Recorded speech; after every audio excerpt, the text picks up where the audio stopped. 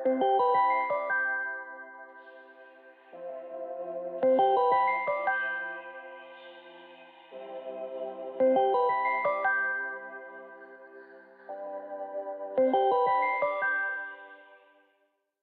أعجبك الفيديو لا تنسى الإعجاب والاشتراك في القناة.